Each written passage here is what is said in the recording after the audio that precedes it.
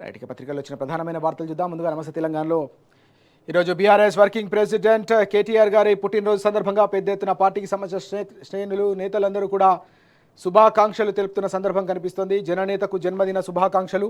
నాడు ఆత్మగౌరవం కోసం నినదించిన గలం నేడు బంగారు తెలంగాణ కోసం సాగే దళం అంటూ పెద్ద ఎత్తున ఆయనకు శుభాకాంక్షలు తెలిపిన అంశం కూడా మనకు కనిపిస్తూ ఉంది. తండ్రి నుంచి పునికి పుచ్చుకున్న వారసత్వం, అలాగే తనను తాను మలుచుకొని ఎదిగిన నాయకత్వం, ఆలోచనలో వైవిధ్యం, ఆచరణ వినూత్నం, అనువనున చైతన్యం, అడుగడుగున పోరాటం, 10 ఏళ్లలో తెలంగాణ ప్రగతిని పరుగులు పెట్టించిన యువ సారథ్యం కేటీఆర్ గారికి జన్మదిన శుభాకాంక్షలు అంటూ తెలంగాణ వ్యాప్తంగా ప్రజానికం కూడా పెద్ద ఎత్తున ఆయనకు బర్త్డే విషెస్ చెప్తున్న అంశం కూడా మనకి ఇక్కడ కనిపిస్తూ ఉంది. ఇక ఇతర వార్తలు కూడా చూద్దాం.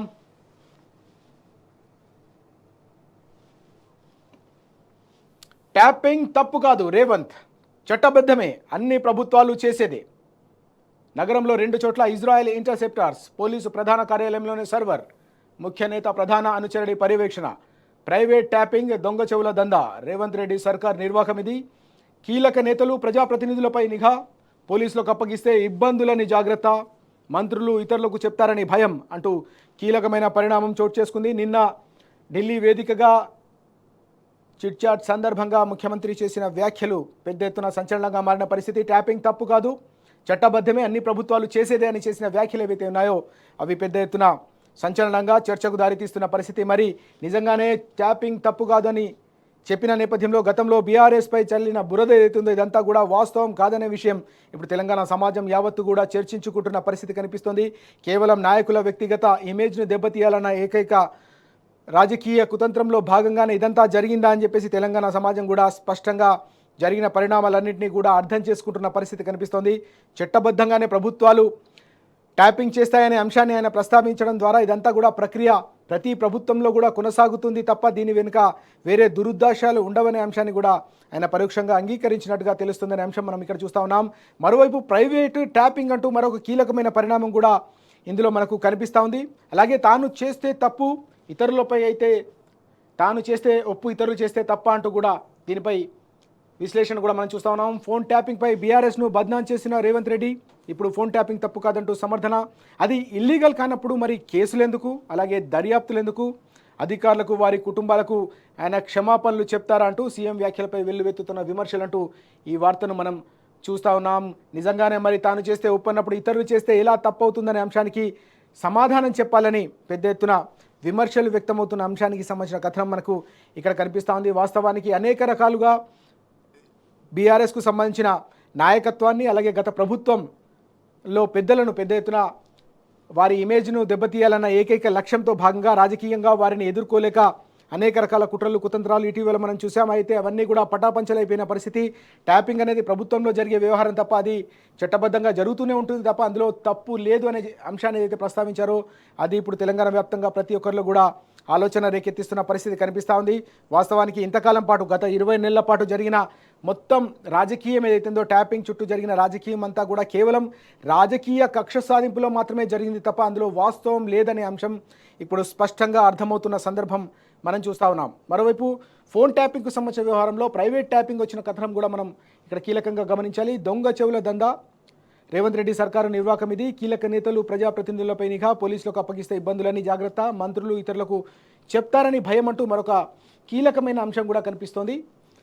ఫోన్లపై ప్రభుత్వ ప్రాయోజిత నిఘా కొనసాగే అవకాశం ఉన్నట్టు ఇటీవల ఒక ఐఫోన్కి వచ్చిన యూజర్కి వచ్చిన అలర్ట్ మెసేజ్ను కూడా ఇక్కడ మనం చూడొచ్చు. ఈ క్రమంలోనే ప్రైవేటు వ్యవహారంగా ట్యాపింగ్ చేస్తున్నట్టుగా అనుమానాలు వ్యక్తమవుతున్న నేపథ్యంలో దానికి సంబంధించిన సమగ్రమైన కథనాన్ని మనం చూస్తున్నాం. ఇటీవల మంత్రులకు అలాగే దాదాపు 25 మందికి పైగా కాంగ్రెస్ ఎమ్మెల్యేలకు సంబంధించిన ఫోన్లు కూడా ట్యాప్ అవుతున్నాయనే అంశం ఏదైతే నమస్తే తెలంగాణ తెరపైకి తీసుకొచ్చిందో దానిపై పెద్ద ఎత్తున తెలంగాణ వ్యాప్తంగా కూడా రాజకీయ సంచలనం రేకెత్తించిన పరిస్థితి. ఈ క్రమంలో తాజాగా ఈ మొత్తం వ్యవహారం అంతా కూడా ప్రైవేటు వ్యక్తుల చేతుల్లో నడుస్తుందనే అంశం ఇక్కడ మనకు కనిపిస్తూ ఉంది.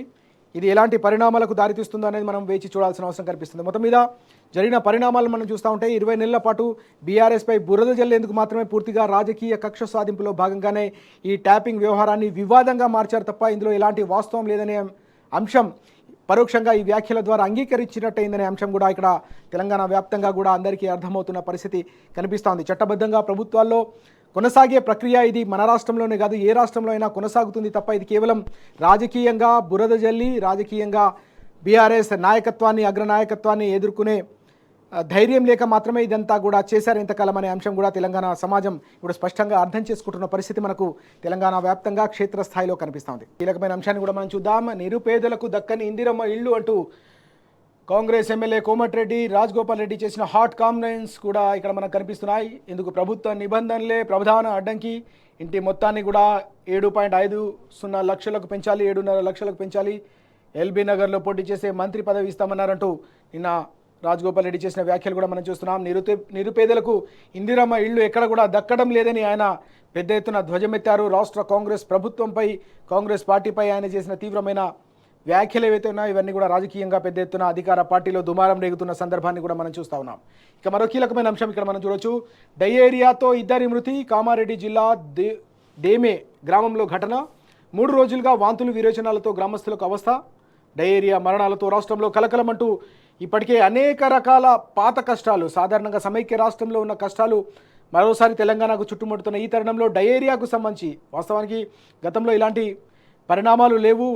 పూర్తి స్థాయిలో గ్రామీణ ప్రాంతాల్లో కూడా స్వచ్ఛమైన మంచినీరు కావచ్చు, పారిశుద్ధ్యానికి పెద్ద ఎత్తున ప్రాధాన్యత ఇవ్వడంతో డయేరియా వంటి కేసులు లేకుండా బీఆర్ఎస్ హయాంలో ప్రజలు సంతోషంగా బతికిన పరిస్థితి మళ్ళీ అలాంటి పాత రోజులు మళ్ళీ తయారవుతున్న పరిస్థితి కనిపిస్తుంది. డయేరియాతో 2 మరణించడం, మరికొంతమంది అస్వస్థతకు గురి కావడం అనేది అందరినీ కూడా ఆందోళనకు గురి చేస్తున్న అంశంగా మనం చూస్తూ ఉన్నాం.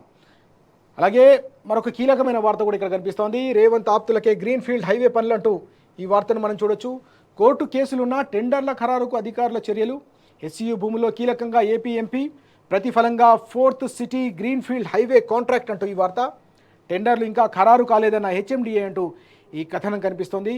ఒక ఎంపీకి, బీజేపీకి సంబంధించిన ఎంపీకి, హెచ్సియు భూముల్లో కీలకంగా వ్యవహరించిన ఒక ఎంపీకి గ్రీన్ ఫీల్డ్ హైవే 4 సిటీలో కడుతున్న గ్రీన్ ఫీల్డ్ హైవే కాంట్రాక్ట్ ఇచ్చారనే అంశం సంచలనంగా మారుతున్న పరిస్థితి మనం చూస్తూ ఉన్నాం. గతంలో హెచ్సియు భూములకు సంబంధించిన వ్యవహారంలో 10,000 కోట్ల రూపాయలకు సంబంధించిన అప్పులు కావచ్చు, నిధులను సమీకరించే వ్యవహారంలో సహకరించిన దానికి ప్రతిఫలంగా ఈ కాంట్రాక్ట్ ఇచ్చారనే అంశం నిన్న పెద్ద ఎత్తున సోషల్ మీడియాలో కూడా విస్తృతంగా ప్రచారంలోకి వచ్చిన పరిస్థితి. ఈ క్రమంలో ఇంకా టెండర్లు ఖరారు కాలేదని హెచ్ఎండిఏ చెప్తున్నప్పటికీ కూడా ఈ మొత్తం వ్యవహారం అంతా కూడా పెద్ద ఎత్తున దుమారం రేపుతున్న సందర్భాన్ని కూడా మనం చూస్తూ ఉన్నాం.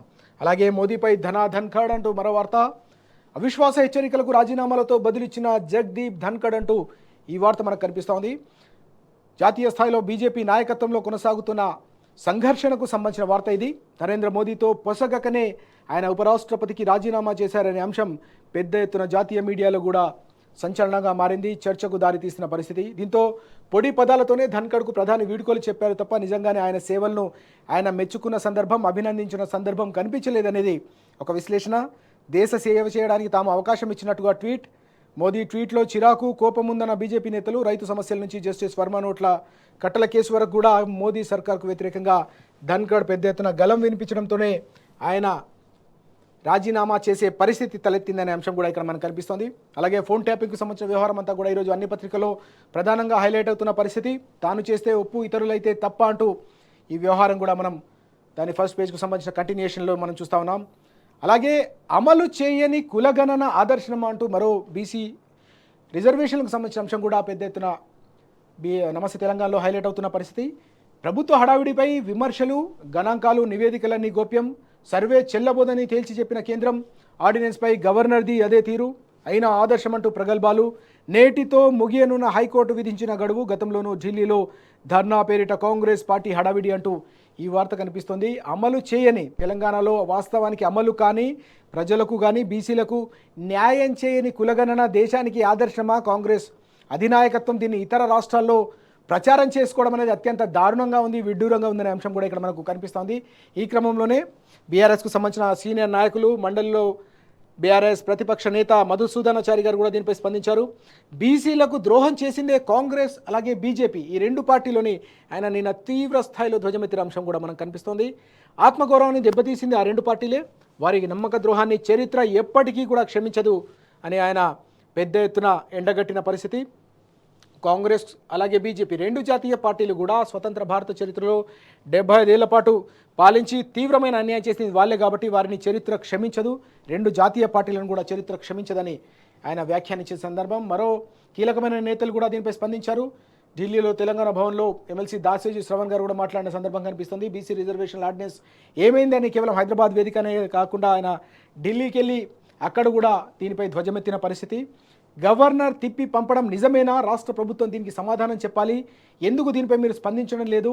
ఆర్డినెన్స్ ద్వారా రిజర్వేషన్లు చెప్తామని కబుర్లు చెప్పి ఇప్పుడు దీనిపై ఎందుకు నోరు మెదపట్లేదంటూ ఆయన ముఖ్యమంత్రి పైన, రాష్ట్ర ప్రభుత్వం పైన సూటిగా సవాల్ చేసిన, ప్రశ్నల వర్షం కురిపించిన పరిస్థితి కనిపిస్తోంది.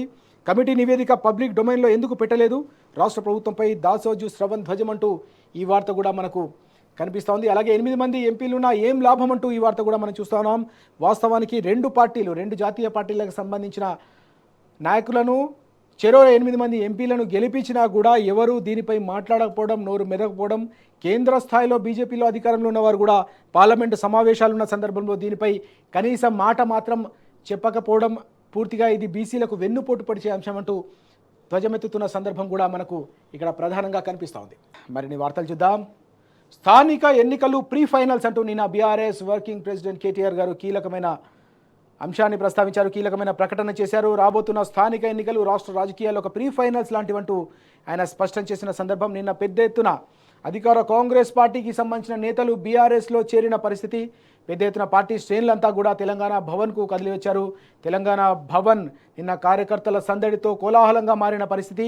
వాస్తవంగా అధికార పార్టీగా ఉన్న కాంగ్రెస్ పార్టీకి సంబంధించిన కార్యాలయం వెలవెలబోతూ ఉంటే ప్రతిపక్షంలో ఉన్న బీఆర్ఎస్ పార్టీ ప్రజలతో అలాగే కార్యకర్తలతో కలకల్లాడడం అనేది అత్యంత కీలకమైన రాజకీయ పరిణామంగా మనం భావించవచ్చు. తెలంగాణ రాజకీయ యవనికలో ఎలాంటి మార్పులు చోటు చేసుకుంటున్నాయో చెప్పడానికి ఇది ఒక సజీవ సాక్ష్యంగా నిలుస్తున్న పరిస్థితి కూడా కనిపిస్తోంది. మనం చూస్తూ ఉన్నాం బీఆర్ఎస్కు సంబంధించిన అధినాయకత్వం వద్ద వారంతా కూడా గులాబీ కండువాలు కప్పుకొని వారంతా కూడా బీఆర్ఎస్లో చేరుతున్న పరిస్థితి. వారందరికీ కూడా బీఆర్ఎస్లోకి సాధారణంగా కేటీఆర్ గారు స్వాగతం పలుకుతున్న ఫొటోస్ కూడా మనం ఇక్కడ చూడొచ్చు. ఈ క్రమంలోనే ఆయన చేసిన కీలకమైన వ్యాఖ్యలు. వికారాబాద్ జిల్లాలో మళ్ళీ గులాబీ జెండా ఎగరాలని ఆయన పిలుపునిచ్చారు. ఇచ్చిన హామీలు అమలు చేయని కాంగ్రెస్ సర్కార్కు తప్పకుండా వచ్చే ఎన్నికల్లో రాష్ట్ర వ్యాప్తంగా కూడా కర్రుగాల్చి వాత పెట్టాలని పిలుపునిచ్చారు కేటీఆర్. ఇంటింటికి వెళ్ళండి, ప్రజలు సిద్ధంగా ఉన్నారు. కాంగ్రెస్కు బుద్ధి చెప్పేందుకు, హామీలు అమలు చేయని కాంగ్రెస్కు పాతరేసేందుకు వారంతా కూడా సిద్ధంగా ఉన్న నేపథ్యంలో జస్ట్ మీరు చేయాల్సిందే కేవలం వారి గ్రామాలకు వెళ్ళండి, పల్లెలకు వెళ్ళండి, ప్రజలను పలకరించండి చాలు, వారే కాంగ్రెస్ ప్రభుత్వానికి సంబంధించిన వైఫల్యాలను ఎండగడతారు అనే అంశాన్ని కూడా ఆయన ప్రస్తావించారు. దీంతో పాటుగా ప్రభుత్వంపై గత 20 నెలల పాటు ప్రభుత్వంపై చేస్తున్న పోరాటాలను కూడా వివరించండి అని చెప్పేసి ఆయన పిలుపునిచ్చిన సందర్భం. అలాగే మల్కాజ్గిరిలో 2 కాంగ్రెస్ గుండాలు రోడ్డు మీద షో చేస్తే పోలీసులు చూస్తూ కూర్చున్నారని కూడా ఈ సందర్భంగా కేటీఆర్ గారు ధ్వజమెత్తిన సందర్భం. ఎన్నికల్లో గులాబీ జెండా ఎగరేస్తే సెట్ రైట్ అవుతారు. తెలంగాణ భవన్లో బీఆర్ఎస్ వర్కింగ్ ప్రెసిడెంట్ కేటీఆర్ అంటూ ఈ వార్త పెద్ద ఎత్తున వికారాబాద్, సిర్పూర్, కాగజ్ నగర్, మునుగోడు ప్రాంతాల నుంచి కాంగ్రెస్ అలాగే బీజేపీతో పాటు బీఆర్ఎస్లో బీఎస్పీ నేతలు కూడా చేరిన అంశం నిన్న మనకు ప్రధానంగా కనిపించింది. ఇక మరో వార్త కూడా మనం ఇక్కడ చూద్దాం. విద్యార్థి నేతలపై అడ్డగోలుగా అక్రమ కేసులు అంటూ నిన్న కేటీఆర్ గారు మండిపడిన అంశం కూడా మనకు కనిపిస్తోంది. విద్యా వ్యవస్థను భ్రష్టు పట్టించిన రేవంత్ రెడ్డి సర్కార్, ప్రశ్నించే నేతలపై కేసులు దారుణం, కార్యకర్తలకు పార్టీ అండగా ఉంటుంది, విద్యార్థుల హక్కులపై పోరాడుతుంది, బీఆర్ఎస్ వర్కింగ్ ప్రెసిడెంట్ కేటీఆర్ అంటూ గెల్లు ఇంట్లో విద్యార్థి నేతలతో భేటీ అయిన అంశం కూడా మనకు కనిపిస్తోంది. ఇటీవల మనం చూసాం విద్యార్థి విభాగానికి సంబంధించిన నాయకులు గెల్లు శ్రీనివాస్ ఆధ్వర్యంలో పెద్ద ఎత్తున పోరాటాలు చేస్తూ ఉంటే వారందరినీ కూడా టార్గెట్ చేస్తున్న పరిస్థితి. అయినప్పటికీ కూడా పార్టీ తప్పకుండా వారందరికీ కూడా అండగా ఉంటుందనే అంశాన్ని కేటీఆర్ గారు ఈ సందర్భంగా ప్రస్తావిస్తూ తప్పకుండా రానున్న రోజుల్లో ప్రభుత్వంపై పోరాటాలను మరింత ఉధృతం చేయాల్సిన అవసరం ఉంది. ప్రజా వ్యతిరేక నిర్ణయాలపై తెలంగాణ ఉద్యమం సందర్భంగా ఎలాంటి పోరాటాలు చేశామో అదే పోరాట పంథాను కొనసాగించాలని చెప్పేసి విద్యార్థి విభాగం నాయకులకు ఈ సందర్భంగా కేటీఆర్ గారు పిలుపునిచ్చిన అంశం కూడా మనం చూస్తూ ఉన్నాం. అలాగే మరో కీలకమైన వార్త కూడా కనిపిస్తూ ఉంది. తెలంగాణ పరువుకు తీస్తున్న రేవంత్ అంటూ ఈ వార్త. మోదీ వారణాసి ఎంపీ, మహారాష్ట్ర ఎంపీ కాదు, తెలియకుంటే తెలుసుకొని మాట్లాడు రేవంత్ అంటూ ఆయన సూటిగా నిలదీసిన సందర్భం. సీఎంగా ఉండి అజ్ఞానంతో మాట్లాడడం విచారకరం అంటూ మాజీ మంత్రి నిరంజన్ రెడ్డి గారు చేసిన వ్యాఖ్యలు కూడా కనిపిస్తూ ఉన్నాయి. అలాగే నీటికి సంబంధించిన దోపిడీపై మరో ఉద్యమం తప్పదని నిన్న అనేక మంది కీలకమైన పౌర సమాజం నుంచి నాయకులు కూడా స్పందిస్తున్న పరిస్థితి కనిపిస్తోంది. బరకచర్లపై మరో ఉద్యమం అంటూ ఈ వార్త. ప్రాజెక్టును ఆపేందుకు బీఆర్ఎస్పీ పోరాటం కొనసాగుతుందని నిన్న అనేక వర్సిటీలు అలాగే కాలేజీల్లో అవగాహన సదస్సుల సందర్భంగా కూడా వారంతా పిలుపునిచ్చిన పరిస్థితి కనిపించింది. అలాగే స్థానిక ఎన్నికల్లో కంపల్సరీగా గెలిపే ధ్యేయం కావాలంటూ మాజీ మంత్రి శ్రీనివాస్ గౌడ్ నిన్న పిలుపునిచ్చారు. శ్రీనివాస్ గౌడ్ గారు మాట్లాడిన అంశాలు కూడా మనకు ఇక్కడ ప్రధానంగా కనిపిస్తూ ఉన్నాయి. ఇంకోసారి తెలంగాణ టుడే చూద్దాం. తెలంగాణ టుడేలో అన్నిటికంటే కీలకంగా phone tapping not illegal. Chief minister Revanth Reddy says tapping phones by government legal if proper permission is taken అంటూ వార్త కనిపిస్తోంది.